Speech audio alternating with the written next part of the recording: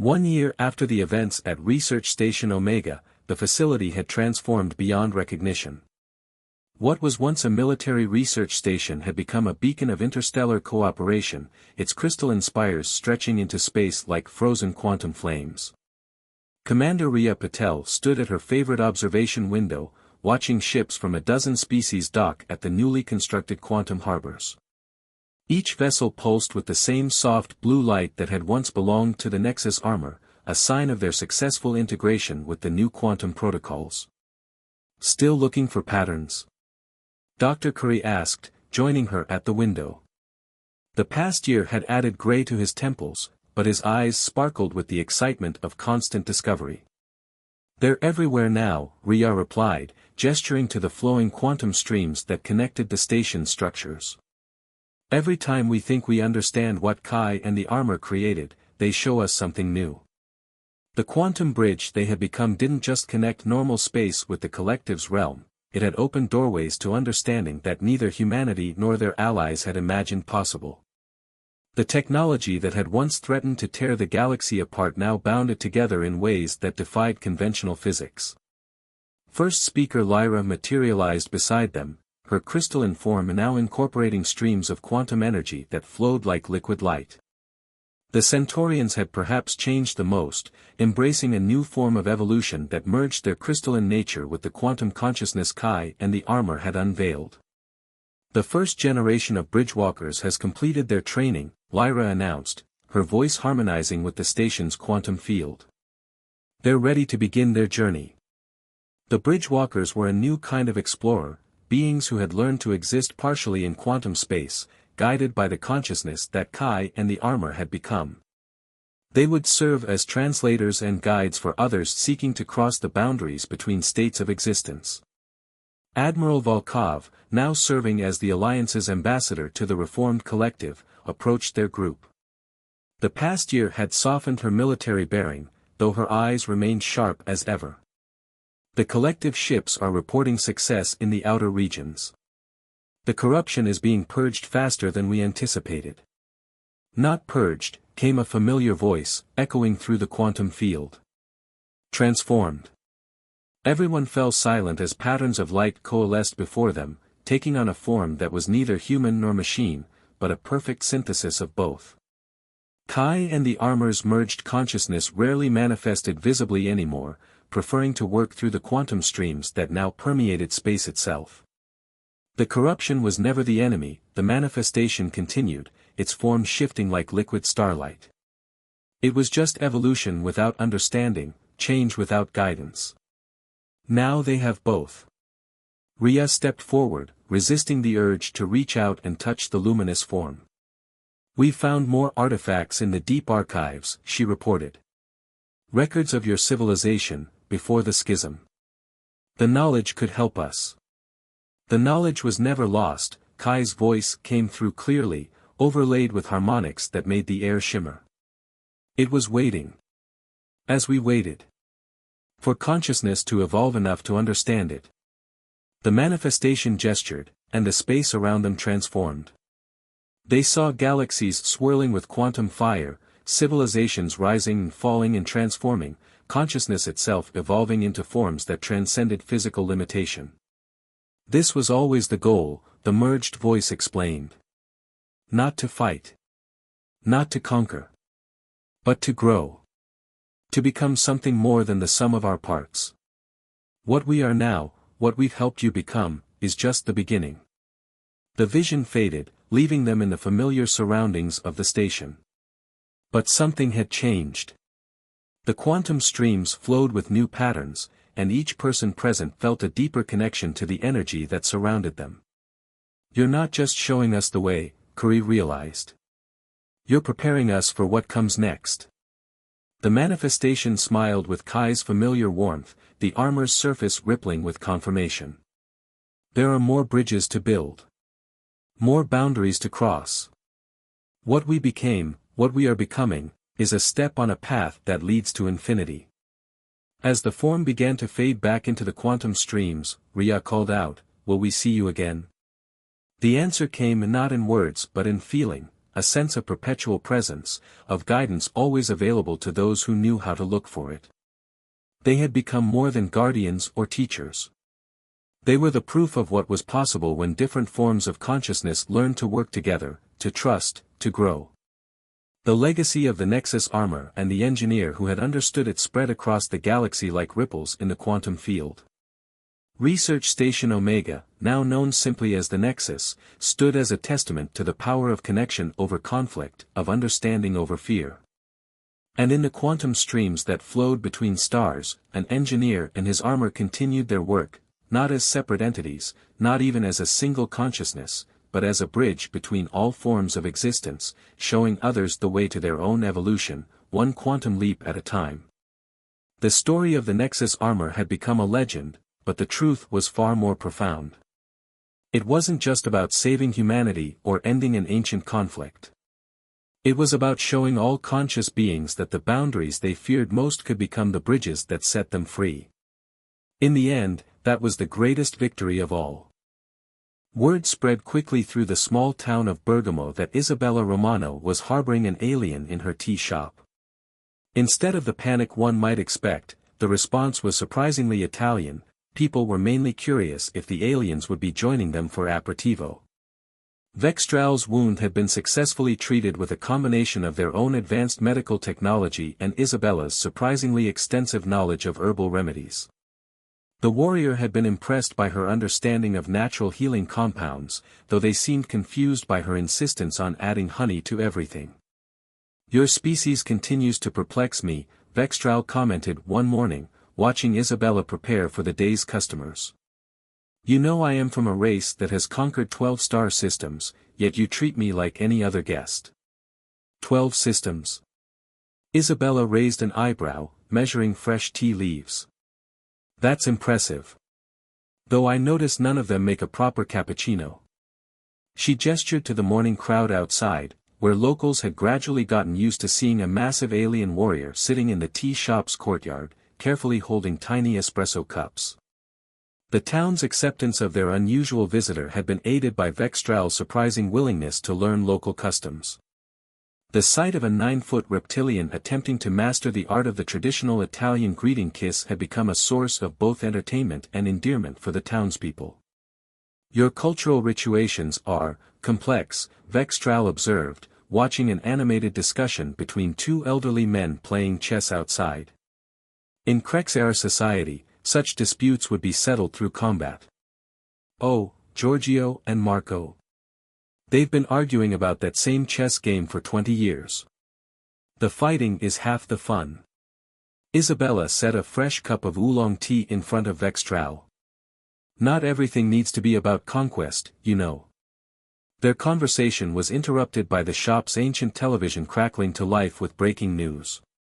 The diplomatic situation had deteriorated further. The Krexar High Command, frustrated with Earth's fractured political response, had issued an ultimatum: humanity would submit to their assessment protocol or face the consequences. This assessment protocol, Isabella said carefully, noting how Vextral's scales had darkened with what she now recognized as concern. "What exactly does it entail?" "We evaluate species for their potential threat level," Vextral explained, their massive claws delicately handling the teacup. "Those deemed too aggressive or unpredictable are contained." "Contained?" Isabella's eyes narrowed. "And I suppose none of these evaluated species have ever met your standards?"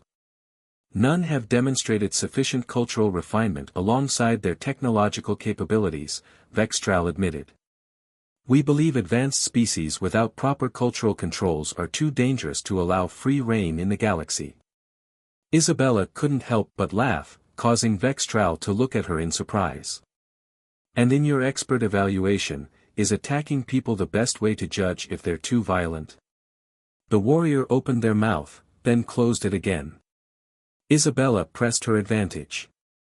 "In the 2 weeks you've been here, how many humans have attacked you? Even knowing what you are?" "None," Vextral admitted. "Though your local law enforcement did issue me a parking violation for my crashed ship." "Exactly. We didn't respond with violence, we responded with bureaucracy." Surely that counts for something.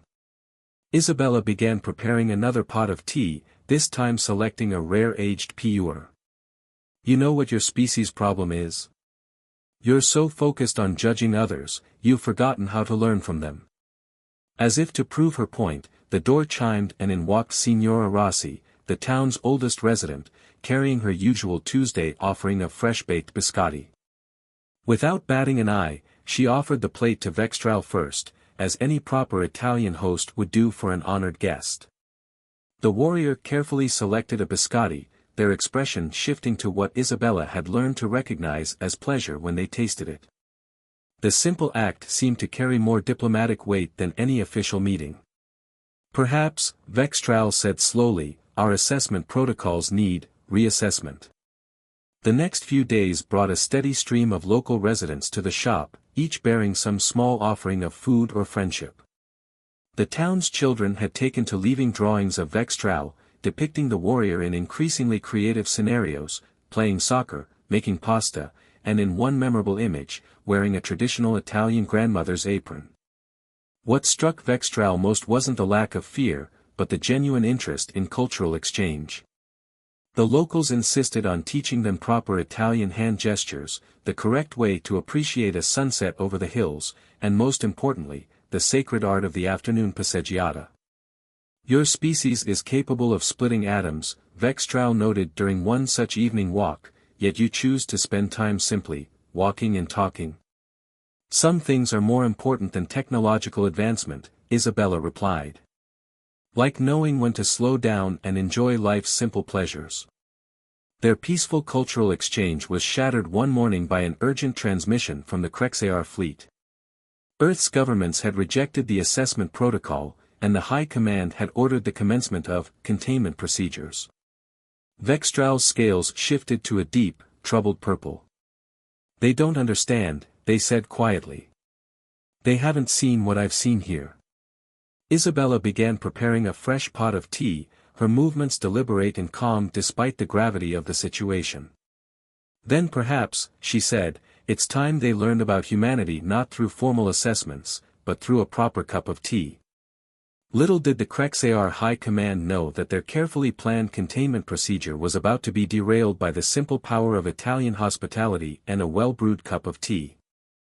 The day the Krexar High Command discovered their missing squadron commander was taking cooking lessons from an Italian grandmother was the day Isabella's quiet diplomatic mission nearly unraveled.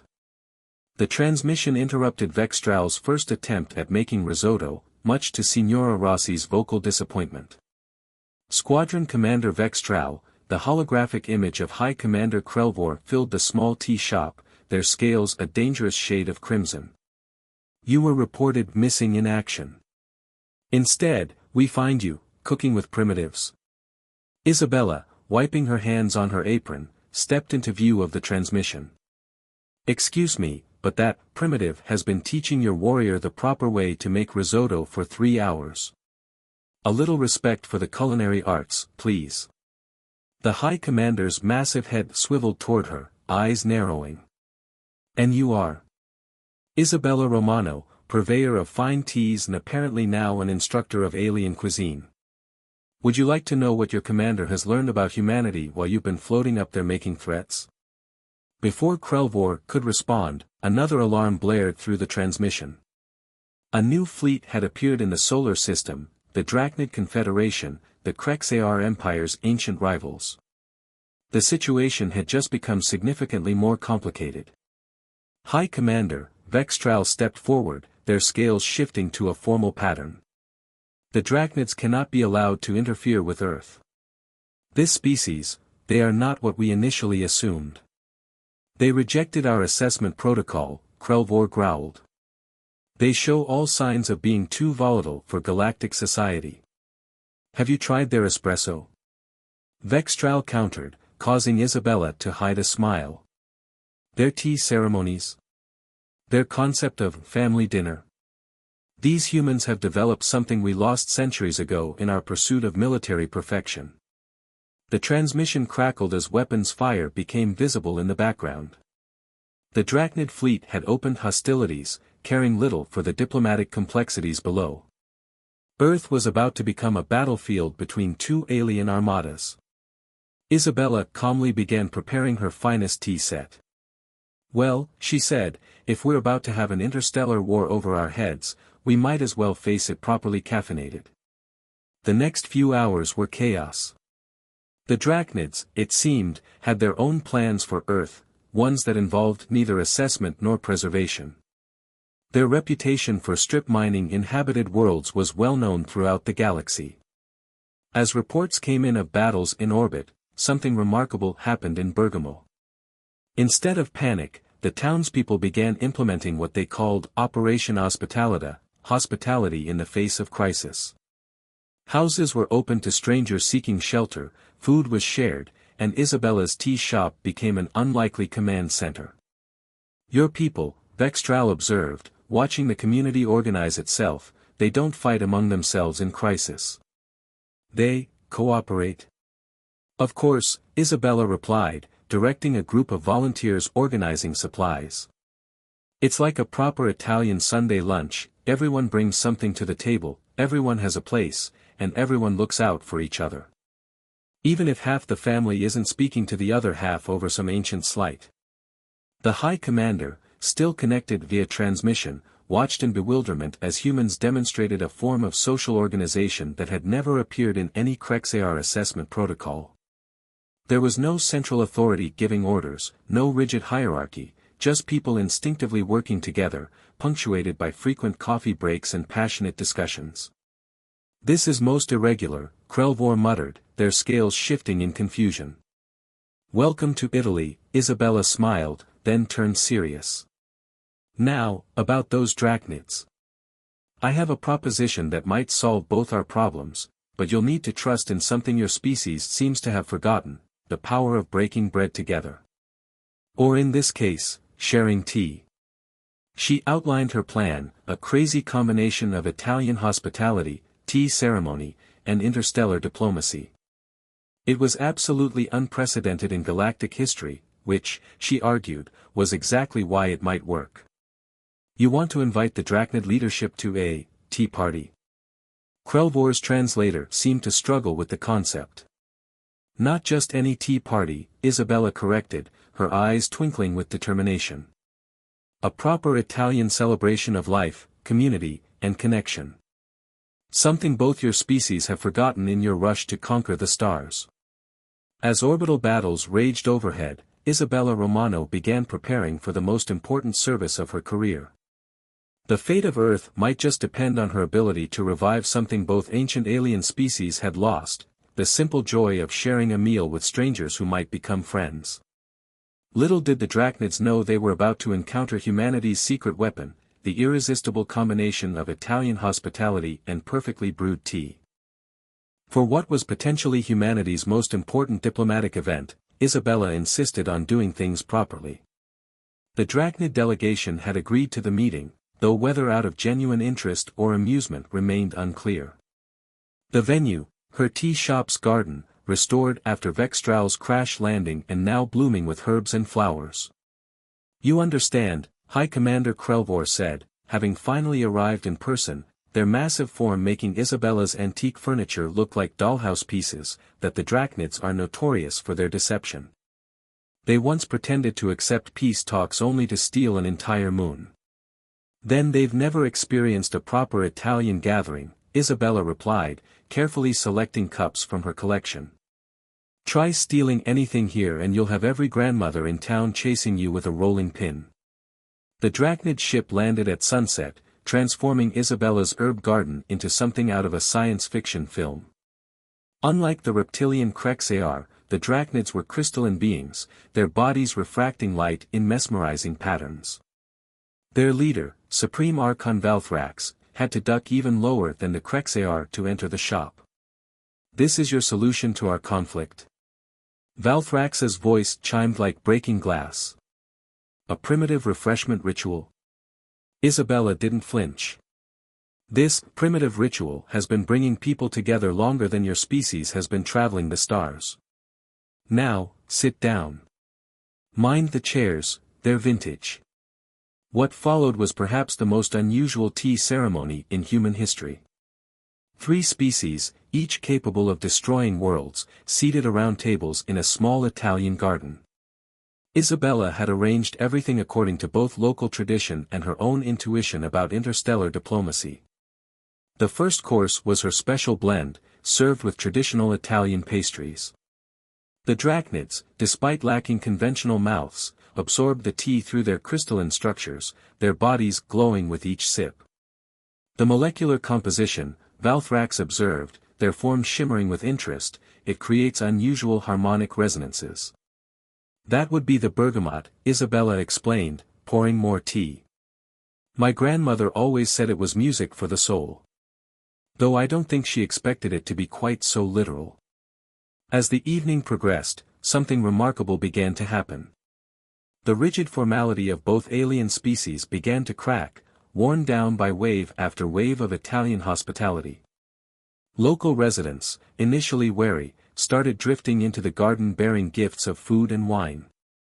Your species, Krelvor noted, watching an elderly Italian man passionately explain the proper way to gesture while speaking, approaches diplomacy unlike any we have encountered. That's because you're used to treaties and threats, Isabella replied, refreshing cups. We prefer to start with food and work our way up to the difficult conversations. The breakthrough came during the serving of her rarest puer tea, aged for 30 years. Valthrax, their crystalline form now glowing warm colors, made an observation that changed everything. Your world's resources, they chimed, we sought them because we believed they were necessary for our survival. But this communion of species suggests alternatives we hadn't considered. Sometimes, Isabella said, carefully pouring another cup, the best resources aren't the ones you can mine or conquer. Sometimes they're the ones you can share. As stars began appearing overhead, the garden had transformed into something unprecedented in galactic history, a genuine cultural exchange. Drachnid crystalline structures resonated with Italian opera playing from an old radio. Krexar warriors learned traditional folk dances, their massive forms moving with surprising grace. This is not how we expected first contact to proceed, Krelvor admitted, watching their warriors attempt to learn the tarantella. No one expects the Italian approach to diplomacy, Isabella smiled. That's what makes it effective. The night culminated with an impromptu performance of both alien species attempting to sing, Nel Blue dipinto di Blue, Volari, their vastly different biological structures creating an otherworldly harmony that somehow worked perfectly. As the evening drew to a close, both alien leaders approached Isabella with what their species considered formal gestures of respect. The drachnids had evolved from a hostile takeover force to interested cultural exchange partners. The Krexar were beginning to rethink their entire assessment protocol. Perhaps, Valthrax chimed, their crystalline form glowing softly, we have been approaching galactic civilization incorrectly all this time. Indeed, Krelvor agreed, their scales shifting in thoughtful patterns. There appears to be more to species evaluation than technological advancement or military might. Isabella began cleaning up teacups, hiding her smile. Sometimes the best defense wasn't weapons or warfare, but simply the willingness to share a cup of tea and listen to each other's stories. Little did anyone know that this small garden in Italy was about to become the template for a new form of interstellar diplomacy, one based not on power or conquest, but on the simple act of breaking bread together. 1 year after the night that changed galactic diplomacy, Isabella's tea shop had become something far more than a simple café. La Foglia d'Oro was now officially recognized as the first interstellar cultural exchange center, though Isabella insisted on keeping the original sign. The garden where Earth's fate had been decided now hosted regular meetings between dozens of alien species. Vextral had permanently stationed themselves as the Krexar cultural attaché, though everyone knew they really stayed for Signora Rossi's cooking lessons. Another delegation arriving today? Isabella asked, watching Vextral arrange chairs that could accommodate everything from crystalline beings to gaseous life forms. The Centaurians, they replied, their scales shifting in what Isabella now recognized as excitement. They communicate through color changes. I believe they'll find your butterfly pea flower tea most interesting. The Drachnids had kept their word, transforming from potential invaders to enthusiastic cultural researchers. Their crystalline technology, once used for mining worlds, now helped preserve and restore endangered ecosystems. Valthrax frequently visited, their crystalline form resonating with delight at each new tea blend Isabella created. The greatest change, however, had come from the Krexar. Their notorious assessment protocol had been completely revamped. Instead of testing species for potential threats, they now evaluated cultures based on their ability to contribute to what they called the Great Exchange, a gathering of civilizations where strength was measured not in weapons, but in stories, songs, and shared meals. "You've ruined us, you know," Krelvor commented during one of their now regular visits. "Our warriors spend more time learning local customs than practicing combat maneuvers." "Horrible, isn't it?" Isabella smiled, serving their favorite blend. "All that peaceful cultural exchange instead of proper conquering. Whatever will the galaxy come to?" The answer was something no one had expected. Earth, once considered a primitive backwater, became known as the galaxy's premier diplomatic hub. Every alien species discovered that humans had an uncanny ability to find common ground, to transform strangers into friends over something as simple as a shared meal. Isabella's method spread beyond her small town. Similar cultural exchange centers opened worldwide, each adding their own local traditions to the mix. In Japan, alien diplomats learned the intricacies of the tea ceremony. In Mexico, interstellar trade agreements were negotiated over street tacos. In Ethiopia, coffee ceremonies became a vital part of cosmic diplomacy. "Your species," Valthrax observed one evening, their crystalline form glowing softly in the garden lights, "has achieved something unprecedented. You've created peace not through force or technology, but through hospitality," Isabella finished, setting out cups for the evening's gathering. "My grandmother always said that a stranger is just a friend you haven't fed yet. Turns out that applies to alien life forms too." The garden was filling up with its usual evening crowd, local residents mingling with beings from across the galaxy. A group of Krexar warriors were taking cooking lessons from town grandmothers. Drachnid crystals hung from trees, their gentle resonance harmonizing with the sound of Italian conversations. "Did you ever imagine," Vextral asked, carefully holding their teacup with claws that had once been used primarily for combat, "that your small shop would change the course of galactic history?" Isabella looked around at her garden, now a living symbol of interstellar peace. Children from Earth played with young aliens, teaching them games that had likely never been played beyond their solar system. The air was filled with a dozen different languages, both human and alien, all sharing stories and laughter. "Actually," she smiled, beginning to prepare another pot of tea, "this is exactly what tea shops have always been meant for. Places where differences fade away over a shared cup, where strangers become friends, and where even the greatest conflicts can be resolved with enough patience and hospitality." As the stars emerged above Bergamo, Isabella's tea shop continued its quiet revolution. The galaxy was learning what humans had known for millennia, that true civilization isn't measured by the power of its weapons or the reach of its empire, but by its ability to welcome strangers and turn them into family. And it all started with a simple cup of tea.